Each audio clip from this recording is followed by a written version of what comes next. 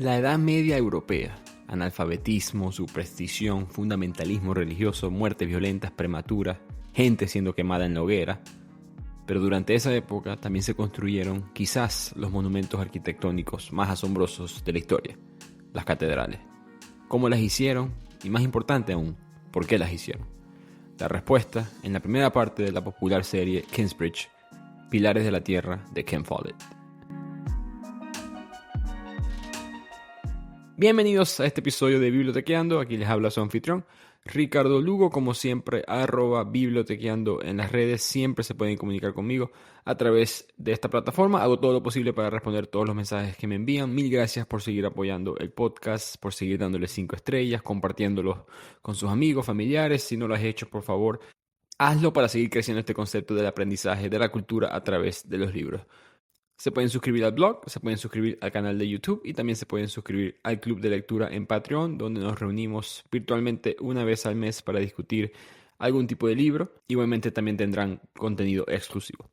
Pero pasemos a este libro de Pilares de la Tierra, el primer libro, como mencioné, de la trilogía de Kingsbridge, que ya no es trilogía, de hecho, perdón, la serie de Kingsbridge, porque históricamente se la ha llamado trilogía, porque por décadas fueron solamente 3 libros, y Ken Follett le fue agregando después 2 libros. El último fue publicado el año pasado, La Armadura de la Luz, que es ya la 5ª parte. Pero no necesitas leerlos en orden. De hecho, yo leí la segunda parte primero, la tercera parte segundo, la primera parte tercero, la cuarta parte sí la leí de cuarta y la quinta la tengo pendiente. Pero no importa, es una serie que puedes leer en cualquier orden porque los personajes están desconectados. Hay una separación de 100, 150 hasta 200 años entre libro y libro. Lo que es que todo sucede en este pueblo ficticio de Kingsbridge, en Inglaterra. No tienen idea, publiqué esto en las redes sociales, no tienen idea lo mucho que me dolió a mí cuando me enteré que Kingsbridge no existía, porque yo leí este libro en mi adolescencia y yo juraba Kingsbridge, ok, la catedral que construyeron, algún día ir a visitarla, y después cuando investigué y me di cuenta que no, que simplemente es un pueblo ficticio, no le había prestado atención a ese detalle, me dolió.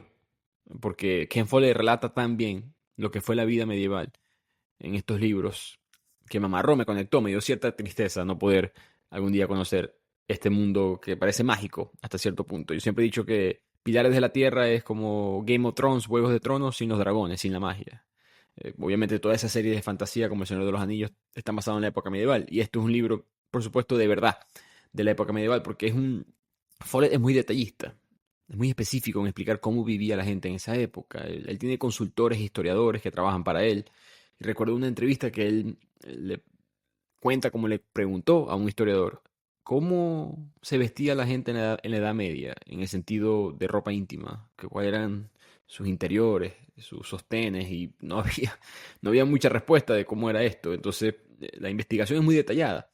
Él en verdad investigó cada detalle para colocarte, mejor dicho, en lo que fue la época medieval, específicamente en Inglaterra, específicamente en este punto donde van a empezar la construcción de las grandes catedrales, que es un tema quizás hasta extraño para muchas personas, ¿no?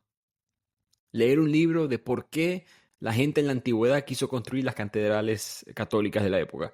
Mucha gente quizás te bosteza al escuchar esa primicia de concepto de un libro, pero en verdad es muy, muy interesante y muy entretenido también el libro, porque Ken Follett, un poco de contexto al autor, él fue un escritor originalmente de libros de misterio, de suspenso, y después lanzó los dados con este libro de historia ficción y, bueno, vendió 40 millones de copias la serie. Es uno de los libros más queridos, es top 25 libros más queridos en la historia de Inglaterra.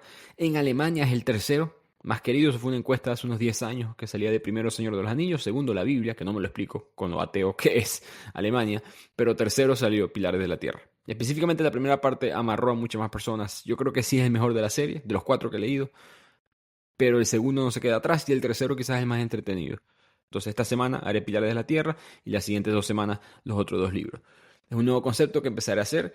Van a ser series de distintos temas, no solamente series de libros, sino series, por ejemplo, tengo ya el guión para grabar la serie de ideologías políticas. ¿Cuáles son las ideologías políticas más impactantes del mundo? Liberalismo, nacionalismo, socialismo. Y no va a ser una serie para convencer ni nada por el estilo, sino educar cuáles son estas ideas y de qué tratan los pensadores, etc. Entonces voy a traer series de ese aspecto al podcast, y quise empezar con Pilares de la Tierra, quise empezar con una serie de un libro de verdad, porque fue una que me amarró mucho, como mencioné, en mi joven adultez y adolescencia. ¿Y por qué me amarra tanto? porque te cuenta lo que le sucedió al 98-99% de la gente.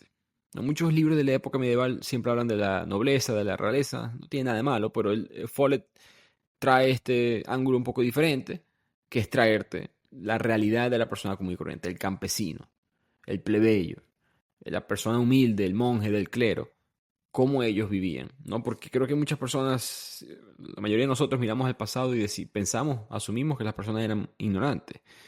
Quizás no decimos eso de los grandes pensadores de hace 200 años, ¿no? Sí, Tolstoy y Dostoevsky no eran ignorantes, pero el plebeyo ruso del campo, por supuesto que era ignorante. Y bueno, cada época tiene su ignorancia, pero en verdad vas a ver cómo el ser víctima del sistema, del ambiente, vamos a decirlo así, tiene mucha influencia en las decisiones de las personas, especialmente en la época medieval, una época donde tú estás muy marcado por tu ambiente. El liberalismo individual no existe todavía, ¿no? No ha llegado esta idea de que tú puedes existir aparte, totalmente diferente de tu ambiente. En este momento en la historia, todos son víctimas del ambiente. Los apellidos, por supuesto, son dados acorde a tu profesión. Y si tú eres el hijo de alguien de esa profesión, tú actuabas acorde a esa profesión por ser hijo de esa persona. Y si tú eras de tal casta social, si eras campesino, plebeyo, de la nobleza, si eras un duque, si eras un conde, todos estos términos determinaban en verdad quién ibas a ser tú como persona. Y eso es algo muy interesante que se ve en esta obra, que busca responder exactamente a la pregunta: ¿cómo hicieron? ¿Cómo construyeron estas catedrales? Y esa pregunta es muy intrigante, ¿no? Porque no es tanto el aspecto, digamos, matemático, geométrico, físico, la teoría arquitectónica para poder mantener estas estructuras todavía en pie, ¿no? 1000 años después, sino cómo lo hicieron desde el punto de vista humano. Porque desde el punto de vista arquitectónico vamos a ver que Ken Follett en su investigación se dio cuenta, es que no es que estos, o sea, eran genios, por supuesto, a su propio estilo, pero muchos de estos que construyeron catedrales simplemente tiraron a pegar, adivinaron. Yo creo que si hacemos esto así, esto se mantiene. No tenían miedo de arriesgarse y vamos a ver por qué más adelante. Un buen ejemplo es la ciudad de Bolonia, y en Italia, por supuesto, que la ciudad de Bolonia en un momento se estima tenía 180 torres. Esas torres italianas muy delgadas, altas, de casi 100 metros de altura. Hoy en día quedan menos de 20. Entonces, más del 90%, aproximadamente el 90% de las torres se colapsaron por guerras, causas naturales, etcétera, pero no aguantaron el paso del tiempo. ¿Por qué las grandes catedrales que conocemos hoy en día aguantaron el paso del tiempo? Bueno, porque solamente vemos las que aguantaron el paso del tiempo. Muchos otros tomaron sus riesgos y no sobrevivieron. Pero responderé esa pregunta durante el resumen. ¿Cómo? ¿Cuál fue la razón humana, social, cultural por la cual estas personas decidieron vamos a construir estas hermosas obras que van a tardar quizás décadas o algunas veces siglos en construirse? ¿Qué los motivó a hacer esto? Esa es la respuesta de Pilares de la Tierra, y en el proceso uno aprende mucho sobre nosotros mismos, sobre la raza humana, sobre lo que significa ser un humano. Entonces empecemos con la obra, que va a ser una obra que va a durar aproximadamente 50 años. Porque es lo que va a tardar construir esta catedral en Kingsbridge, Inglaterra. Estamos en el año 1120 y empieza con una escena de un barco blanco en el Canal de la Mancha entre Francia e Inglaterra que se hunde, pero se hunde sospechosamente. Esto es un barco de la vida real, de White Ship, se dice en la historia de Inglaterra. Y ese barco estaba transportando a numerosos nobles y miembros de la realeza, incluyendo el único hijo varón legítimo, importante esa palabra, porque todos estos reyes tenían hijos por fuera, pero eso no cuenta para la corona, hijo legítimo del rey Enrique I de Inglaterra. Pero al barco hundirse, todos mueren en el accidente. Pero debido a las consecuencias políticas, hay debate qué tan accidente fue. Porque tras la muerte en el barco de este hijo del rey, el rey Enrique I se queda sin un heredero varón legítimo. Y eso trajo mucho debate. Ahora, ¿quién va a ser el próximo rey? Cuando muere el rey Enrique, ¿quién queda? Matilde, que es su hija, pero no ha habido una reina todavía en la historia de Inglaterra. O queda su sobrino, que es un varón, y sería un linaje de este rey. Entonces hubo una pelea entre Stephen, que es el sobrino, y Matilde. Distintas facciones políticas aprovecharon y se unieron o financiaron, apoyaron los grupos de Matilde, el grupo de Stephen. Y eso va a traer lo que se llamó un periodo en la historia inglesa conocida como la anarquía. Dos facciones peleando por la corona. Y durante este periodo Inglaterra experimentó destrucción, pérdida de vidas, construcciones de castillos construidos sin permiso, luego destruidos, ciudades saqueadas, la economía debilitada, porque el poder central no existía. La corona perdió fuerza. quizás no existía, no es la palabra correcta. La corona, dependía a quién le preguntabas, era manejada por otra persona. Porque van a ser 20 años básicamente de una guerra civil entre estas dos facciones. Y en la época medieval, el feudo, el señor feudal, dueño de las tierras, él podía hacer lo que quisiera. Si yo tengo esta tierra y yo digo que esta tierra es mía porque le pertenece al rey Stephen, y el rey Stephen dijo que esta tierra sí es mía, bueno, yo puedo tomarla con el derecho del rey. Los que se quieren defender de ese señor feudal van a tener que apoyar a Matilde y buscar ayuda de ella. Entonces era literalmente anarquía en el sentido caótico de la palabra.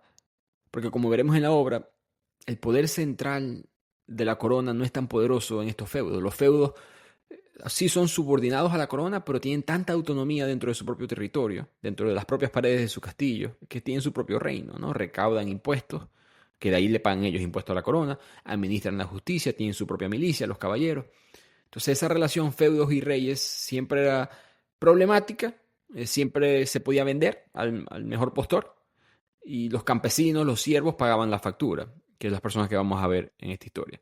Entonces Inglaterra fue un caos en este periodo. Cuando se hunde ese barco blanco que empieza la novela, Inglaterra va a arrancar este periodo de anarquía, pero sobrevive en la novela, este es un personaje ficticio, sobrevive Jack Scharenborg, un trovador francés ambulante, un poeta que estaba en este barco blanco, y llega a la costa inglesa y se dirige a un pequeño pueblo llamado Kingsbridge, y ahí conoce a Ellen, una mujer muy fuerte, atractiva.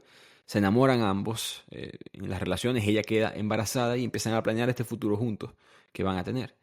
Y Jack, cuando ya tiene esta confianza con ella, le cuenta un secreto. Esta guerra que está sucediendo no debería de estar sucediendo, esto fue planeado.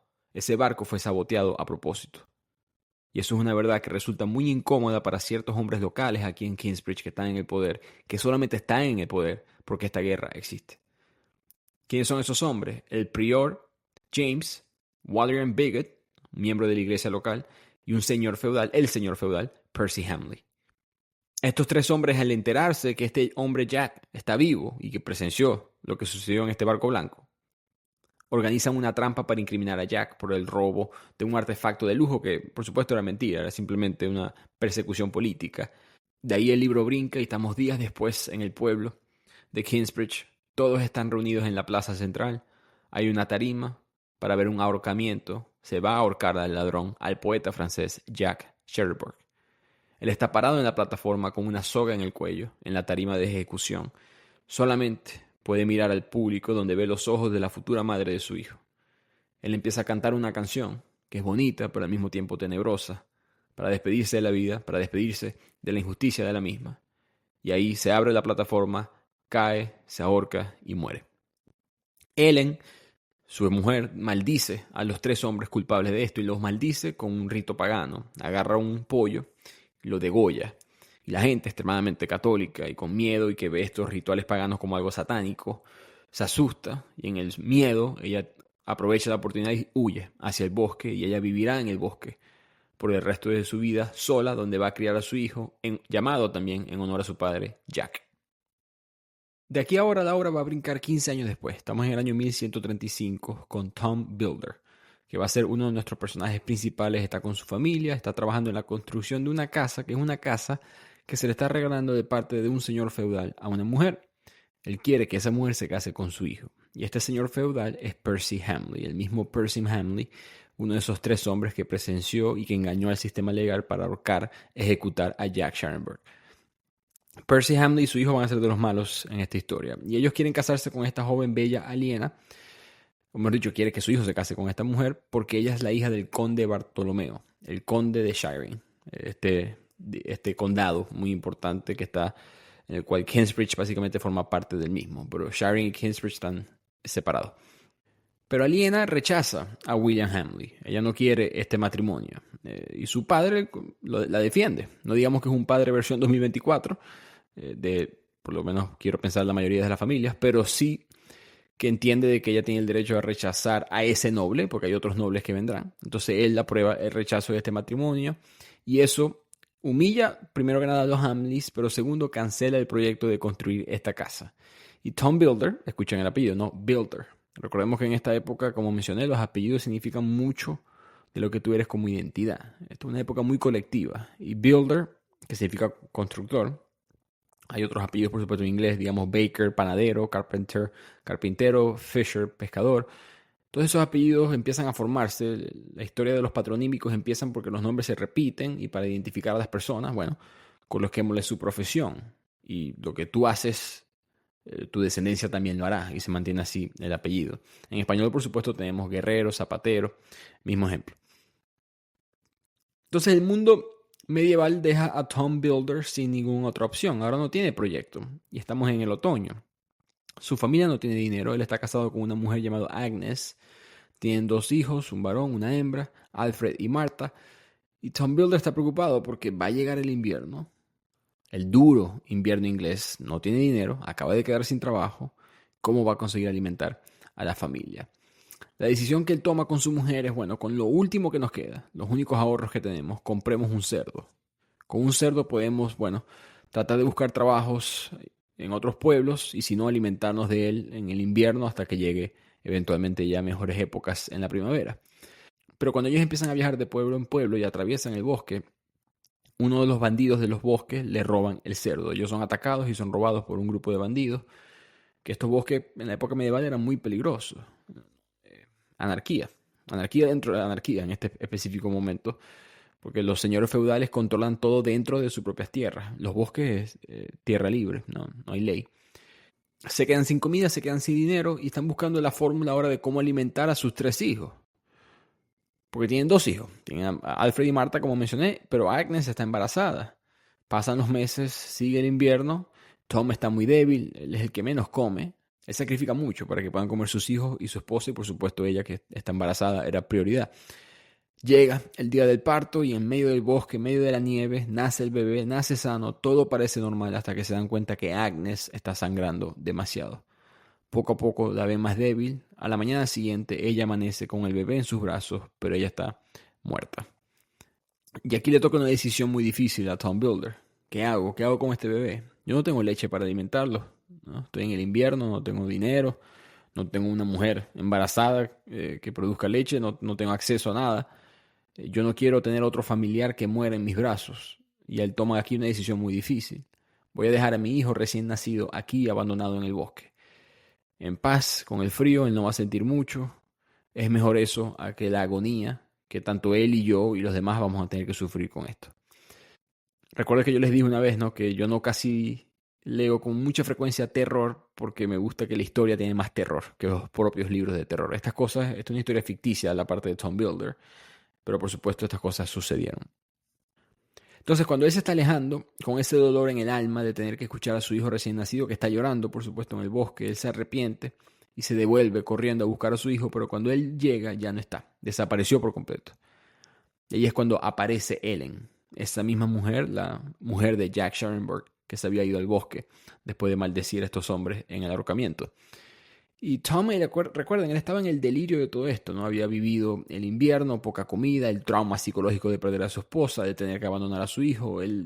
Fue una experiencia muy surreal ver a esta mujer hermosa, atractiva, y él se enamora de ella, se besan, tienen sexo, enfrente de los hijos muchas veces, a través de la obra, porque en esta época no hay otra, ¿no? La gente simplemente tenía sexo enfrente de los demás. No hay mucha privacidad en ese aspecto, una cultura, como van a ver, muy colectiva. El punto es que ella y Tom Builder empiezan esta relación, pero ella le explica a Tom Builder en ese momento, en ese primer encuentro, yo sé dónde está tu bebé porque yo escuché los llantos y cuando me asomé había un monje que se lo estaba llevando al monasterio. Ahí ambos se van al monasterio y se dan cuenta que el prior Philip, que va a ser el personaje principal en verdad de esta obra, está con el bebé. Y esto sucedía mucho en la época medieval. Cualquier persona abandonaba por distintas razones a un bebé en un bosque, o alguien quedaba huérfano porque sus padres fueron atacados y eran rescatados por los monasterios. Los monjes criaban en conjunto, era una crianza no individual, sino colectiva, criaban en conjunto a estos niños. Usualmente había un monje que era más pegado al bebé, pero no había un padre o madre, sino que había una crianza colectiva. Así que Tom Builder y Ellen se asoman en el bosque, van hacia el monasterio y ven al bebé que está siendo alimentado con leche de cabra, que es lo que hacían estos monasterios cuando la madre fallecía o por si de alguna razón la madre no podía amamantar, se daba leche de cabra. Entonces Tom Builder dice, bueno, por distintas razones, ¿no? Por pena, por miedo al castigo religioso, que es algo muy frecuente que vamos a ver, el miedo al castigo de Dios, de yo haber abandonado a mi hijo, por el miedo de que yo dejé enterrado a mi esposa en una tumba que no es católica, que no es cristiana, por la pena de haber hecho lo que hice, y por lo difícil que va a ser para mí cuidar a este bebé. Creo que es mejor simplemente dejar a este niño en el monasterio donde lo van a cuidar hombres de bien, y él simplemente permite que eso se mantenga así. Porque recordemos, Tom Builder es un artesano y estas personas viven en las tierras del feudo pagando alquiler, pero necesitan trabajo y si no tienen que ir al bosque, como le pasó a Tom Builder. Y la estructura social medieval es complicada. Voy a hacer una pequeña pausa aquí para explicar eso. Tenemos a los campesinos, que son personas, la mayoría de la población, la clase amplia. Dentro de ellos están los plebeyos, los siervos, atados totalmente a la tierra de un señor feudal, muy pocas libertades. Los campesinos podían poseer su propia tierra, pero seguían sujetos a los impuestos y obligaciones del feudo. Mucha gente argumenta que no hemos salido de la época medieval en ese aspecto, porque países como Estados Unidos, por ejemplo, hay impuesto de propiedad, que es bastante medieval ese concepto, ¿no? Tú pagas un impuesto basado en el valor de tu propiedad, no en lo que ganas, sino en el valor de tu propiedad.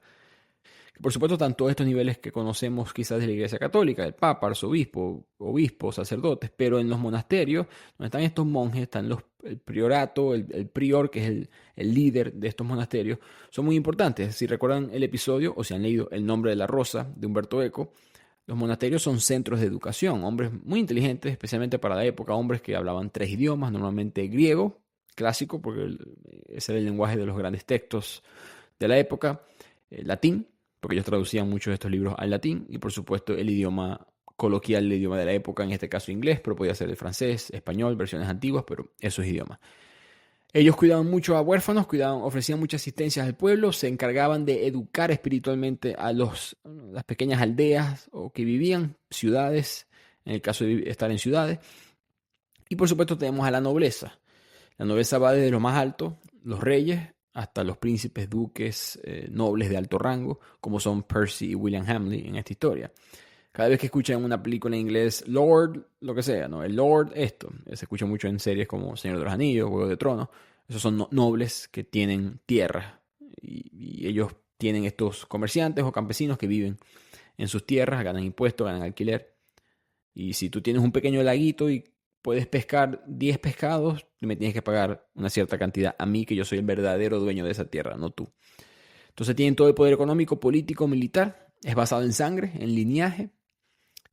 Ahí es que vienen muchos de los conceptos en verdad de las clases sociales que conocemos hoy en día, porque recordemos que los europeos que llegan a América, que llegan al continente americano, no son los europeos de la Revolución Francesa, con las ideas liberales de John Locke, liberalismo en el sentido propio de la palabra, sino que llegan los europeos de la época medieval, de la Edad Media. Pero continuemos con la obra. ¿Quién es el prior Philip? El prior Philip es un galés, como lo es Ken Follett, por cierto. Ken Follett también es galés de Cardiff, de la capital. Y Philip, como sucedió muchas veces entre los enfrentamientos entre galeses, ingleses, escoceses, ingleses, los ingleses, borrando a estas culturas, borraron a los padres del prior Philip y de su hermano Francis. Ambos padres fueron asesinados, quedaron ellos como huérfanos y ellos fueron escondidos y criados en un monasterio bajo esta cultura eclesiástica. Y la carrera eclesiástica, por supuesto, tiene, digamos, 2 rutas. La ruta bondadosa de esta conexión espiritual con Dios y la ruta más política. Vamos a ver ese choque más adelante en la obra. Pero si puedes avanzar en el clero, puedes avanzar políticamente. Y el hermano de Philip va a ser mucho más... No va a ser un personaje importante necesariamente, pero va a ser un hombre que demostró estar mucho más conectado a la política o el aspecto político del clero. Y Philip tiene como una espinilla en su carrera eclesiástica. Él dice que quiere convertir a este pequeño pueblo de Kingsbridge, que lo ha salvado, ¿no?, de la vida que le pudo haber tocado en Gales, y él quiere darle una importancia y una relevancia religiosa. ¿Cómo puede hacer eso? Bueno, con una catedral. Y en este momento que él está debatiendo esta idea, se entera de parte de su hermano de que, mira, me enteré con mis conexiones políticas que el rey Stephen es el que está coronado en este momento en Inglaterra. Recordemos lo que hablamos del barco blanco, que es el suceso del hundimiento, repito, de la vida real. El rey Stephen ha sido coronado, pero hay, por supuesto, facciones políticas que quieren que Matilde sea la reina. Y Bartolomeo, el conde de Shiring, este condado al que pertenecemos de una manera u otra, él está aparentemente planeando un golpe en contra del rey Stephen. Él tiene a su ejército, él tiene su milicia que va a ir en contra del rey Stephen. El prior Philip se entera de esto y se lo cuenta por ingenuidad a su jefe, el representante del obispo en Kingsbridge, Walleran Bigod, que es uno de esos 3 hombres que estuvo en el ahorcamiento de Jack Scharenberg, si recuerdan. Entonces Walleran le dice, tranquilo, yo, gracias por esa información, la utilizaré para hablar con las personas, por supuesto, importantes de la iglesia y proteger entonces al rey. Philip se siente que hizo lo correcto, pero como veremos, Walleran siempre va a utilizar su propio poder en la iglesia para su propia ambición. Y Walleran es corrupto. Hay una escena muy buena al principio de la obra que Walleran le pone el dedo a una prostituta y la prostituta le besa el dedo a él, insinuando por supuesto todas las cosas que él hace fuera de la iglesia. Pero Walleran se nota la ambición de Philip y él dice, bueno Philip, si tú quieres ser el prior, porque en este punto yo dije prior Philip, pero en este punto él no lo ha sido todavía. Si tú quieres ser el prior de este priorato, entonces yo te declaro eso, con tal y tú me declares obispo, porque el obispo está de salida, yo quiero ser el obispo. Tú ayúdame con tus propias, digamos, conexiones, votos en verdad del monasterio para que yo sea el obispo. En ese favor político, vamos a ver cómo Philip se va a enredar una enemistad más adelante con Walleran Bigod. Y es cuando Philip se convierte en prior que llega Tom Builder, que llega con su familia en busca de trabajo. Él quiere estar en Kingsbridge porque, por supuesto, está su hijo ahí. Entonces él está buscando trabajo, está desesperado por trabajo. El priorato todavía es muy pobre, pero Philip acepta contratar a Tom a cambio de una especie de pago a futuro, con tal y solamente pueda trabajar en una pequeña iglesia, que es todo lo que tiene Kingsbridge en este punto, una pequeña iglesia que está bastante destruida. Y aquí es donde va a ser la mayoría de la obra. No vamos a salir de aquí mucho, en verdad. Va a ser Kingsbridge y Shiring. Kingsbridge está bastante distante a Shiring, pero forma parte, digámoslo así, del condado como tal. Aún así, Kingsbridge quiere, pues, como veremos, su propia independencia, conseguir sus propios logros, en este caso la catedral del prior Philip. Pero Shiring es mucho más importante, tiene sus castillos, centros de comercio, centros de financiamiento, centros políticos, mucho más importante. ¿Y cómo Walleran Bigod utilizó esta información del complot del conde Bartolomeo en contra del rey Stephen? Bueno, él habla con William Hamley y con Percy Hamley, estos 2 hombres de la nobleza, y les dice, miren, me pasaron este dato. Resulta que el conde, el dueño de toda esta tierra de Shiring, que el conde está por encima de ellos en este aspecto de la nobleza, está en contra del rey Stephen. Y ya que tu hijo, Percy, tu hijo William, está molesto porque Aliena lo rechazó y él no quiso que su familia se mezclara con la de ustedes, ¿por qué no nos vengamos y nos ayudamos mutuamente? ¿Por qué no ustedes atacan el castillo con sus caballeros, toman el control de ese territorio y va a ser aprobado por el rey? Yo con mis contactos eclesiásticos logro que el rey apruebe esto, porque el rey va a estar contigo, porque tú lo único que tienes que decirle al rey es que esta tierra iba a ser parte de Matilde, que esta tierra, este feudo iba a ir en contra tuyo, que esto era una tierra traidora, por lo tanto, ellos van a defender a quien sea que defienda al rey. No se preocupen por los muertos, que yo a ustedes los perdono todos sus pecados. Entonces esa fue una muy buena escena para entender la relación de la política bien alta, no de la nobleza, iglesia, la realeza y las personas comunes y corrientes, porque las personas comunes y corrientes van a pagar las consecuencias de este conflicto. Entonces los feudos, repito, muy independientes en este punto, en la historia de Inglaterra, en este periodo de la anarquía. Eventualmente eso es lo que sucede, los Hamley toman el control de Shiring. Aliena, su hermano Richard, los 2 hijos del conde Bartolomeo, se tienen que esconder, van a tener que huir y quedar pobres, destituidos, sin títulos, sin tierra. Mientras que los Hamleys toman el control, como mencioné, totalmente de Shiring. Y aquí volvemos a Kingsbridge. Está Tom Builder cargando a su hijo por primera vez, una escena muy bonita, y él está hablando con el prior Philip, ¿no? Le pusieron el nombre Jonathan al bebé. Y Tom y Philip empiezan a hablar y se dan cuenta que tienen algo en común. De que Tom como constructor, él quiere trabajar en algo significativo. Así como todos nosotros hoy en día, ¿no? Tenemos un trabajo y podemos estar haciéndolo bien, pero siempre queremos dejar algo que perdure. Y Tom Builder quiere hacer algo que perdure en el tiempo y sabe que una catedral es una perfecta oportunidad de hacerlo. Y por supuesto el prior Philip que tiene esta idea también religiosa. Ahora el prior Philip dice que no tiene dinero para pagarle. Y aquí se arma una discusión muy fuerte entre ambos porque ya Tom Builder había trabajado en la pequeña iglesia que tenía Kingsbridge. Y cuando el prior Philip le dice, no tengo dinero para pagarte lo que has hecho todavía, No puedes seguir estando aquí, viviendo aquí, y estás seguro, entre comillas, dentro de Kingsbridge, pero no te puedo pagar todavía. Tom dice, rezaré para que le caiga un rayo a esta iglesia. Que es un comentario bastante fuerte en la época, pero eso es un poco la frustración que tiene Tom Builder encima. En parte porque se frustra con la poca posibilidad de que si ni siquiera me pueden pagar esta iglesia pequeña, como el prior Philip está diciendo para construir una catedral. Yo necesito construir una catedral, porque el miedo de la época, de la persona promedio en esta época, ¿no? De que mi esposa no fue enterrada en una tumba cristiana correcta, va a ir al infierno, ella y yo. Entonces tengo que hacer algo grande para Dios para que eso sea perdonado. Y eso creo que muestra mucho cómo era la cultura, ¿no? En estos tiempos.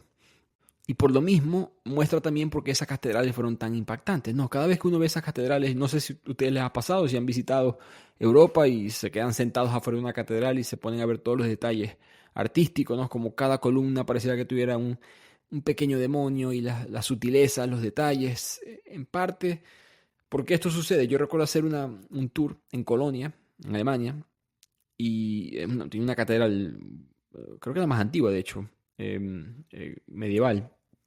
Y tienen una sección que es básicamente para caminar en la parte más alta de la catedral, dentro de la misma, que es de mantenimiento. Una catedral que tardó 600 años en construirse, por cierto. Pero es de mantenimiento, es algo que nadie va a ver. Pero adentro de esa parte hay escultura, hay arte, hay perfecciones. Y es como que, ¿por qué en una sección que no importa? No sería el equivalente que el ático de tu casa esté más decorado tan bonito como la sala de tu casa. ¿Por qué eso está tan decorado? Bueno, porque para estas personas de la época esto no era para otros seres humanos, esto era para Dios. Y quizás eso no lo ves tú, Ricardo, pero Dios sí lo ve. Y ese es el pensamiento de la época y por lo tanto parte de la belleza de estas obras viene de ahí. Y ya que estamos hablando un poco de eso, quiero responder conceptualmente por qué construyeron las catedrales, cuáles fueron los factores principales. Bueno, primero el esfuerzo comunitario. Fíjense cómo el prior Philip, que quiere construir la catedral, o que tiene esta idea por lo menos de la catedral, no es él, es alguien local. No es el rey, no es el faraón, no es el emperador, que están buscando glorificarse ellos mismos. Aquí son las personas comunes y corrientes en las ciudades. En la época medieval, vuelvo y repito, los feudos son muy poderosos localmente y por lo tanto compiten entre ellos. Y aquí vamos a ver cómo Kingsbridge y Shiring van a competir. Entonces hay una necesidad de innovarse, de redescubrirse y un aspecto importante de hacer esto es la catedral. Hay un incentivo financiero, hay un incentivo político. Si tienes una catedral grande, puedes tener grandes reliquias de la Iglesia Católica. Eso trae peregrinaje, eso trae dinero, eso trae visitas, eso trae industria. Por lo tanto, si Kingsbridge quería ser más importante que Shiring, necesita una catedral. Entonces esa competencia entre los feudos, entre las regiones, entre los condados, fomentó mucho esta construcción de las catedrales, porque son construidas de manera comunitaria. Van a ser los ciudadanos comunes, junto con los hábiles artesanos locales, que proporcionan la mano de obra, que proporcionan el arte, traen artistas, todo reflejado y se nota en las obras ese espíritu colectivo. Pero la principal razón, y por eso que esta obra dura tiempo, ¿no? Vamos a hacer un viaje de 50 años, la principal razón es que tienen tiempo. Mencioné la Catedral de Colonia, 600 años. A ellos no les importa que esto dure mucho tiempo. No, es para Dios. Dios es eterno, es la creencia. ¿No? Por lo tanto, a estas comunidades no les interesa tener los límites de tiempo que tenemos tú y yo hoy en día. Si alguien construye una catedral, cualquier tipo de monumento de este estilo, ya sea financiado privadamente o gubernamentalmente, alguien tiene una hoja de Excel en un lado que comprueba el retorno de esa inversión. ¿No? Que dice que esto se va a hacer, ya sea por intereses financieros propios de una empresa privada, que sería una ganancia, o retorno para la sociedad como gobierno. Se devuelve porque si hacemos esta catedral aquí, bueno, eliminamos baja tasa de crimen o mayor educación o mayor cultura. De alguna manera hay un valor que se devuelve. Por lo tanto, al momento de invertir, tienes que tener un límite de tiempo. Hay un límite de lo que puedes invertir. No puedes invertir en algo 40, 50, 60 años para después nunca ver el retorno.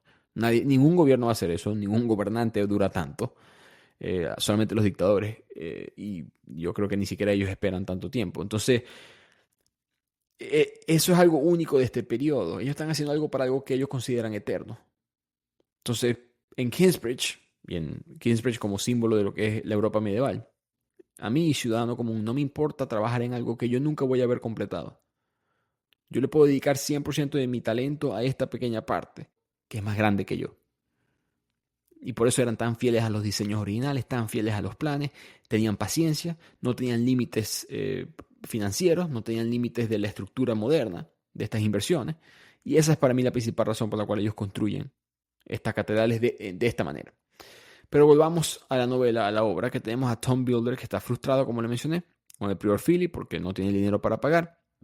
Y cuando él dice esas palabras de que voy a rezar que le caiga un rayo sobre la iglesia, Jack, el hijo de Ellen, Jack Jr., que se convierte básicamente en un hijastro de Tom, o sea, muy querido, respeta mucho a Tom por su talento, por su carácter. Le hace falta un padre también, ¿no? Después de vivir en el bosque con su madre solamente. Él, al escuchar esa frase de Tom de querer que se queme la iglesia, pues bueno, él la quema. Que le caiga un rayo, bueno, yo voy y la quemo. Pero lo importante de ese evento es que uno, pasó en la noche y nadie se enteró que Jack fue el culpable. Dos, nadie resultó herido. Y tres, obliga al priorato, sin querer queriendo, a ofrecerle a Tom un trabajo fijo, mucho más estable para reconstruir esta iglesia. Y que esa iglesia potencialmente ahora se convierta quizás en una catedral. Por supuesto, lo de la catedral simplemente es una idea. Pero le ofrecen alojamiento, le ofrecen comida, un salario atrasado que te pago después, cuando consigamos algún tipo de recurso. Philip todavía está tratando de pensar de dónde va a sacar el financiamiento para esto.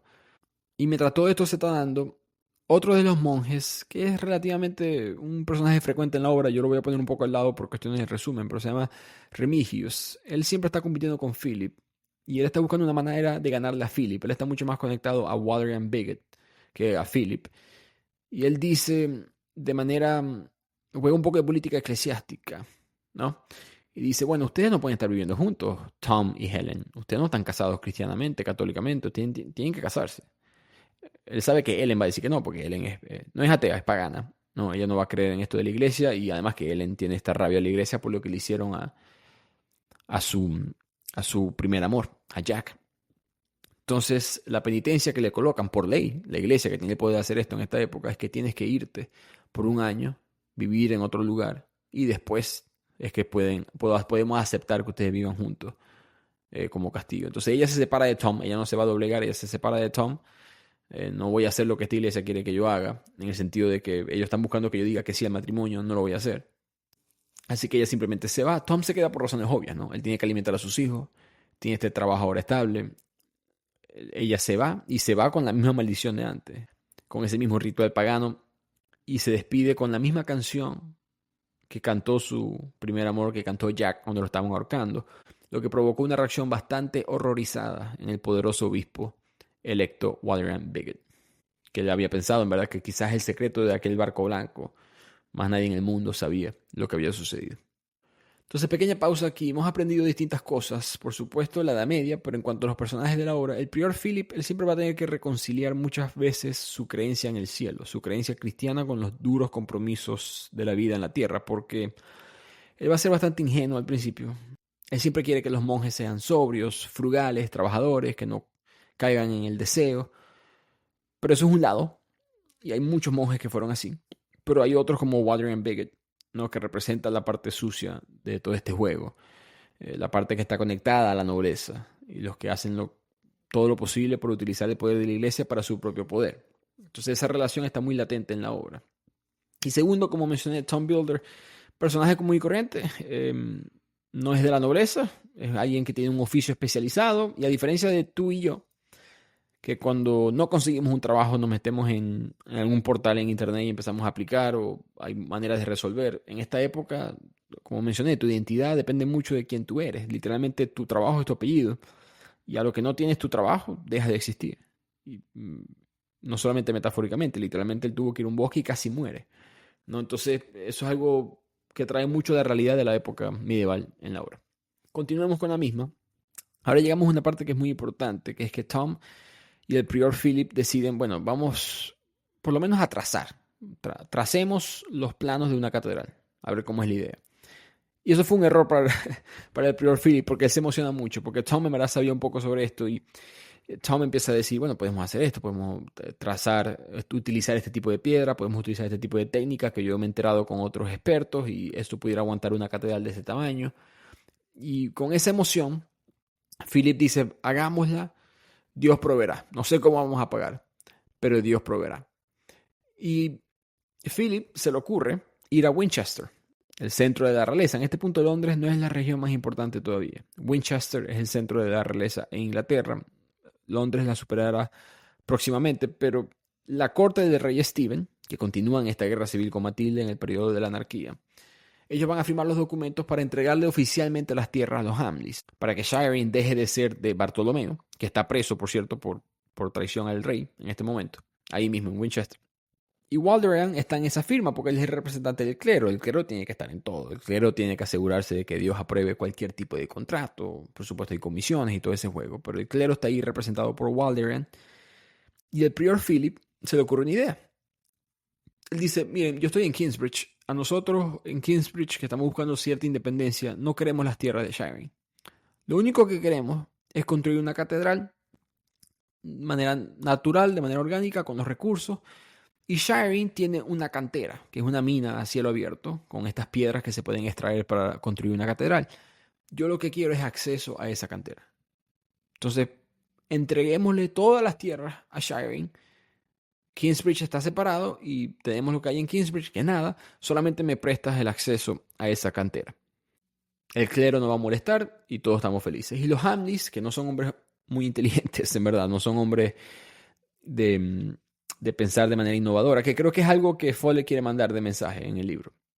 La nobleza es muy pasiva, en el sentido de que no son personas innovadoras. En el segundo libro veremos este mensaje mucho más marcado en la serie, pero son personas que simplemente tienen las tierras y cobran los impuestos y no dan mucho valor a la sociedad. Por lo tanto, ni siquiera pueden ver el potencial de esta mina. Ellos lo que les importa es que los campesinos que ya están ahí, que los siervos que ya están ahí paguen lo que tienen que pagar y ellos pueden continuar con esta vida de lujo de la nobleza. Así que el rey aprueba este contrato. Y a lo que este contrato se da, Walderan se molesta y le susurra en el oído al prior Philip: te juro por todo lo que es sagrado, nunca vas a poder construir tu iglesia. Y ahí empieza esa rivalidad mucho más fuerte entre ambos. Pero hablemos un poco de los Hamleys, de Percy y William, que son personas que te va a provocar golpear en la cara en distintas oportunidades en la obra. Eventualmente Percy creo que no va a importar mucho, él muere, y William queda a cargo. Entonces William es el nuevo señor feudal de este territorio de Shireen, protegido por el rey, por lo menos por uno de los reyes que se declara legal, y puede hacer lo que él quiera, ¿no? Y él llega, consigue a Liena, que está con su hermano, con Richard, y por supuesto, después de que ella lo había rechazado a él decide, bueno, ahora sí no me vas a poder decir que no, porque yo soy tu señor, no tu señor feudal, tú tienes que responderme a mí. Entonces él quiere forzarla a tener sexo con él, su hermano Richard la protege. William Hamley le corta la oreja en el proceso a Richard y aliena para evitar una catástrofe. Básicamente tiene que dejar que William haga lo que quiera hacer. Después de todo este enfrentamiento, ambos hermanos logran escapar. Toman algunas armas, toman algunas provisiones y huyen hacia el peligroso bosque y dejan a Shireen atrás. Y aquí se enfrentan en el bosque con un bandido. Y esta escena es bien corta. El bandido quiere robarles a ellos sus posesiones. Richard, que le encanta la guerra. Richard es un hombre de batallas, en verdad. Aliena es la inteligente. Richard es el hombre del músculo. Y Richard simplemente defiende a Aliena, mata a este bandido, pero es una escena que muestra cómo radicalmente cambió la vida de ellos, ¿no? Ellos estaban en la aristocracia y de repente pasan a lo más bajo posible. Y con lo poco que tienen, deciden ir a visitar a su padre en Winchester. Y cuando llegan, como mencioné, él está preso en una celda, pero él está muy decrépito, está en sus últimos días, se nota que no le queda mucho tiempo. Y él, en sus últimos suspiros, le dice a sus hijos: no descansaréis hasta ser condes de todas las tierras que yo llegue a gobernar. Por supuesto, en cuanto a ser conde se refiere a Richard, por el sistema patriarcal de la época, pero Aliena va a formar parte de esta venganza, ¿no? Y esa va a ser la nueva misión de ambos, de Aliena y Richard, de vengarse por lo que sufrió su padre. Cuando salen, se quedan, bueno, ese es el plan, pero ¿qué hacemos? Y se consiguen de casualidad al prior Philip, y el prior Philip, que se ha enterado de todo lo que ha sucedido, les ofrece que vayan a Kingsbridge, ¿no? Que en Kingsbridge pueden empezar la vida nuevamente, que Kingsbridge va a prosperar, que tiene grandes ideas. Por supuesto, el prior Philip no solamente quiere ayudar, pero también él sabe que, bueno, Aliena y Richard son personas buenas y Aliena es alguien que me pudiera ayudar a mí, quizás, más adelante, ¿no? Con todo esto. Entonces, ellos se mudan a Kingsbridge, donde van a empezar un negocio de lana que le va a ir poco a poco bastante bien.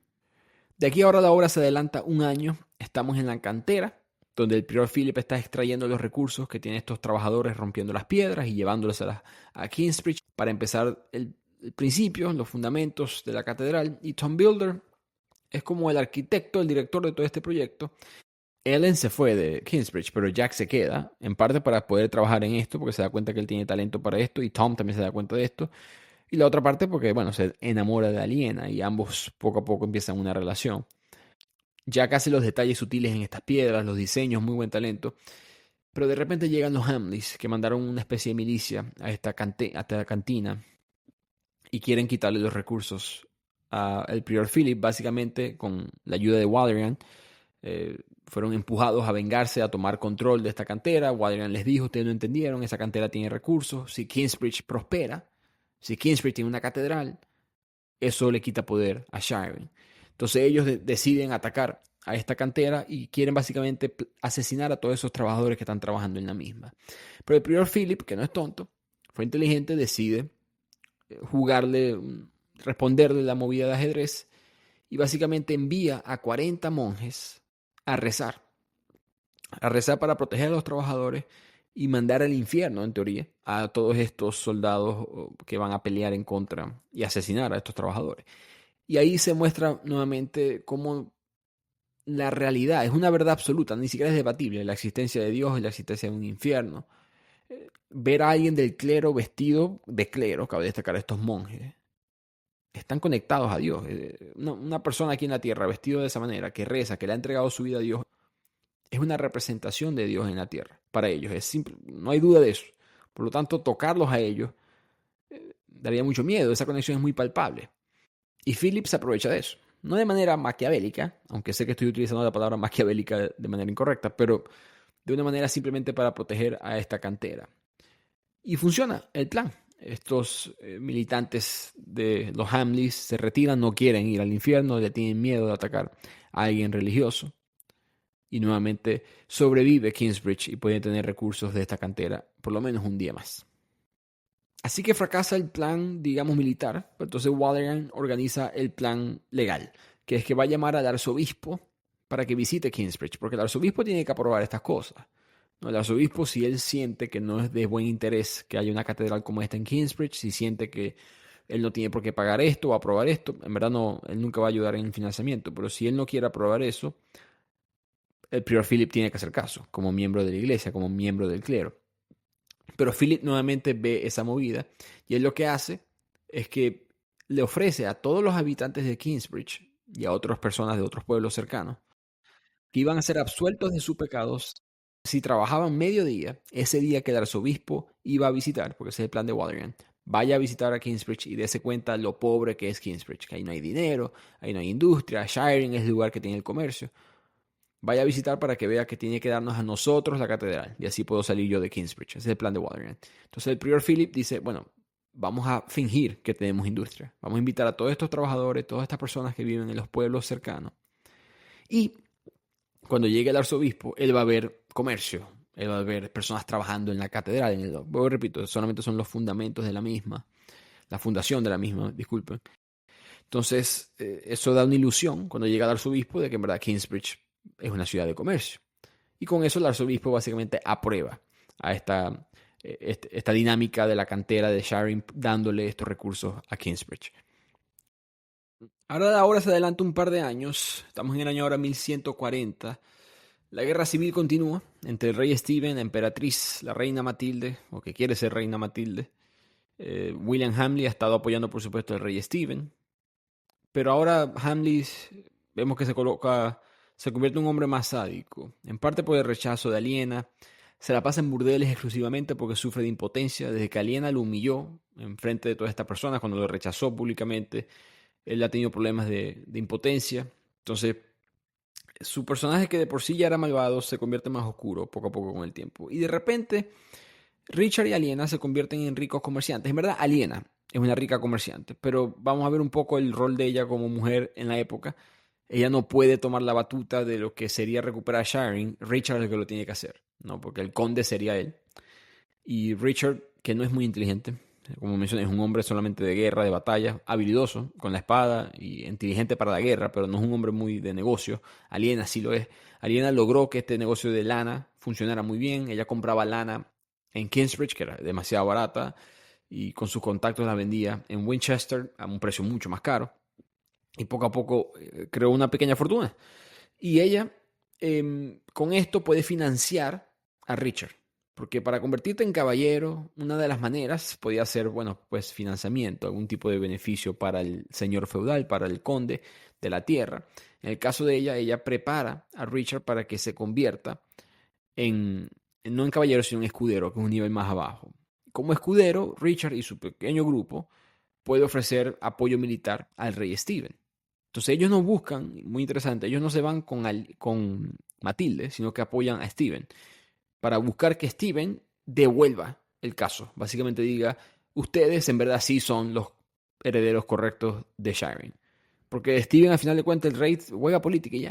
A él no le interesa a Shireen. Lo que le interesa es que ese Shireen esté de su lado. Si Richard y Aliena le pueden demostrar, mira, nosotros tenemos dinero, somos comerciantes, estamos ricos y podemos convertir a Shireen en un lugar próspero, porque William y los Hamley, en su desastre de gobierno, que no les interesa para nada las tierras, no saben generar dinero, viven para su propio disfrute, no para el disfrute en verdad de un lugar próspero. Nosotros, rey, te podemos pagar más impuestos. Más impuestos, te damos tu milicia y más dinero para ti significa mejor defensas militares y mejor estabilidad. Eso, por supuesto, es una buena oferta para el rey. En paralelo a todo esto, William se convierte cada vez, como mencioné, más sádico. Él empieza a darse cuenta que la gente no está contenta con su manera de mantener a Shireen. La gente empieza a extrañar a Bartolomeo. Quieren que vuelvan Richard y Aliena. Y él, para asegurarse que la gente no se salga de la línea ortodoxa, que se acuerden quién es el que manda aquí, él decide implementar miedo, como hacen tristemente muchos gobiernos de hoy en día, incluyendo el mío. Él empieza a asesinar a familias inocentes, viola a las hijas más bonitas de las tierras, pedía que los caballeros, sus caballeros, fueran a las tierras de los campesinos y buscaran a las mujeres más atractivas. Él se las viola, aumenta la renta, recolecta multas atrasadas. Hubo un siervo que construyó un remolino sin permiso y William lo asesinó enfrente de todo el mundo después que lo había torturado.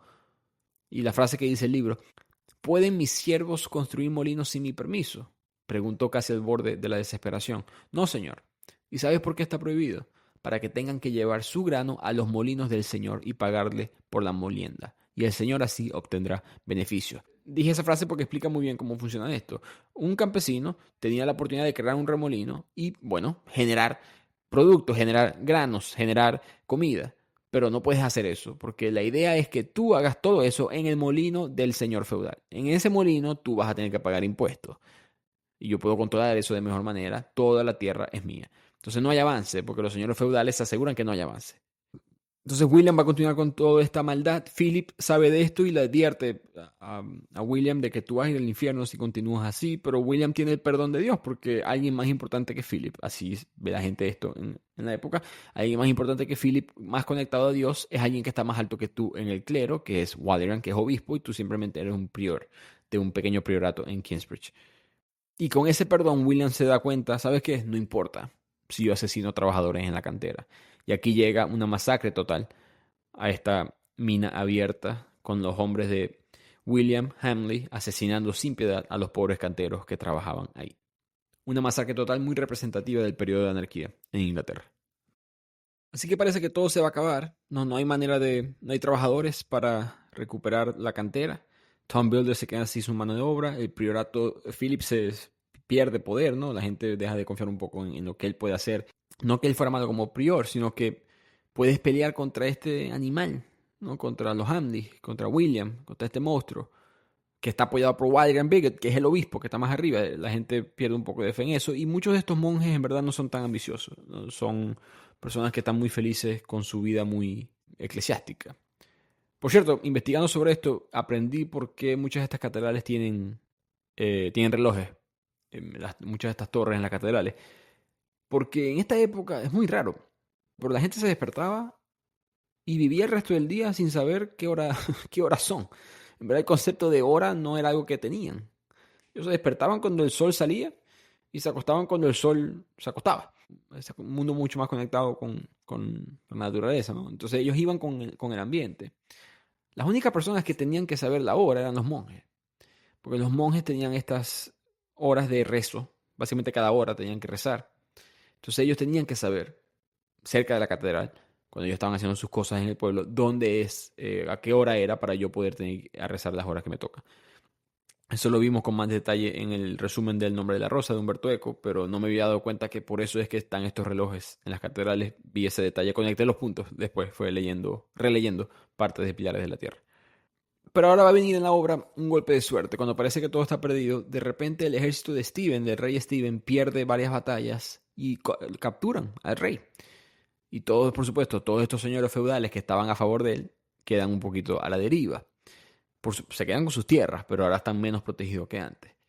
Toma el poder la emperatriz Matilde, y Philip llega a la corte de Matilde y llega con su petición de que, mira, yo no quiero tomar el terreno de Shireen. Yo en verdad lo único que quiero son los derechos de explotación de la cantera para Kingsbridge.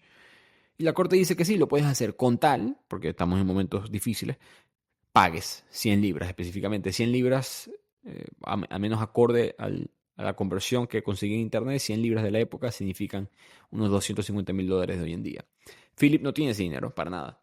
Pero sí hay alguien que lo tiene, que es Aliena, ¿no? Que es esta mujer enriquecida por su exitoso negocio de lana. Él le pide a ella un préstamo en base al valor del activo de la lana del año siguiente. Entonces, nuevamente, el mensaje del comercio como una forma de salir de este mundo estancado de la época medieval. Lo veremos también otra vez en la segunda parte de la serie. Pero el comercio, la revolución industrial, es lo que termina con el feudalismo europeo. Nadie derrocó al sistema feudal. No importa lo que hizo Napoleón con los reyes y todo esto, nadie derrocó el sistema feudal. El sistema feudal colapsa por sí solo, con el avance poco a poco orgánico del mundo hacia la revolución industrial, y eventualmente llega el capitalismo. Y el capitalismo reemplaza esta estructura, porque antes, ¿quién tenía el poder? Quien tuviera las tierras. El capitalismo, diferente. ¿Quién controla el poder? El que tenga el capital. Entonces, ¿qué va a venir después del capitalismo? Porque algo va a venir, obviamente, siempre las cosas cambian. No va a ser para mí, saliéndome un poco de la obra, no creo que sea algo con intención. No creo que sea algo organizado, va a ser algo simplemente orgánico que se va a dar. Y con eso el cambio del poder no va a ser el capital, sino que va a ser algo diferente. El sistema feudal duró 600, 700 años. El capitalismo tiene unos 200, 300 años. Entonces, el nuevo sistema, por lo que veo muchas veces en la historia, no pasa tanto. No es tan organizado, no es un cerebro matemático que lo organiza, es un poquito más orgánico de lo que uno cree. Volviendo a la obra, ahora viene una escena muy importante porque Jack es tan buen artista. Philip quiere que Jack forme parte del clero. En su ambición, ¿no?, de crear este monasterio y que Kingsbridge sea algo importante para Dios, bueno, ¿por qué no tener a un hombre tan inteligente como Jack formando parte de la iglesia? Entonces él quiere que Jack se convierta en monje. Y eso, por supuesto, es un problema horrible para Ellen, porque en este punto de la obra Ellen vuelve a Kingsbridge y ella está furiosa. Estos sacerdotes traidores, mentirosos, ya se llevaron a su padre, no se lo van a llevar a él. Y Jack no está muy interesado, pues, sinceramente, en el monasterio. Sin mencionar que está muy enamorado de Aliena, ya empiezan a besarse, a tener sus juegos sexuales y no quiere entrar, por supuesto, en el mundo eclesiástico. De fondo a todo esto, el rey Stephen es liberado de prisión y declara nuevamente la guerra contra la emperatriz Matilde, poniendo nuevamente en duda los planes de Philip. En el proceso, Richard específicamente se declara del lado de Stephen y va como caballero a esa guerra. Entonces, depende de lo que suceda a nivel macro en esa guerra, veremos si Aliena y Stephen pueden lograr algún tipo de cambio en Shireen. Pero Alfred, que lo dejamos olvidado en esta obra, Alfred es el hijo de Tom, el hijo biológico de Tom. Y él está celoso de Jack, porque Alfred, recordemos, se llama Alfred Builder. Entonces tú eres el hijo de tu papá. Como decía la canción El Gran Varón de Willy Colón, ¿no? Cuando crezca vas a estudiar la misma vaina que tu papá. Entonces Tom Builder, su hijo, Alfred Builder, va a ser un constructor. Entonces Alfred trabaja en esta construcción también de la catedral, pero no es bueno. No es tan inteligente como Jack, no es tan habilidoso. Y él tiene celos con Jack, se chocan mucho. De hecho, le hace mucho bullying a Jack a través de la obra. Y como a él también le gusta a Aliena, porque todo el mundo le gusta a Aliena, porque es la más bella del pueblo, la flor del pueblo, él busca vengarse de Jack. y lo confronta, se burla de él, de que yo me enteré que tu papá fue un ladrón y lo ahorcaron por eso, y por supuesto eso causó una riña, se caen a golpes físicamente Alfred y Jack.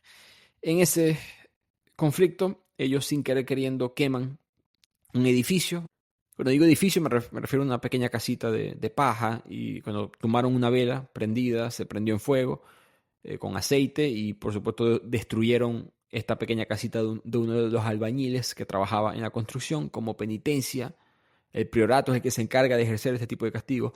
Philip dice, bueno, tienes que entonces tú formar parte de la formación monástica, ese va a ser tu castigo. Entonces aquí vemos la parte mala de Philip, en el sentido de que su ambición lo ciega mucho y oprime a Jack, lo limita en lo que él tiene que hacer o no. Philip se dejó llevar un poco por el poder que él tenía en este monasterio.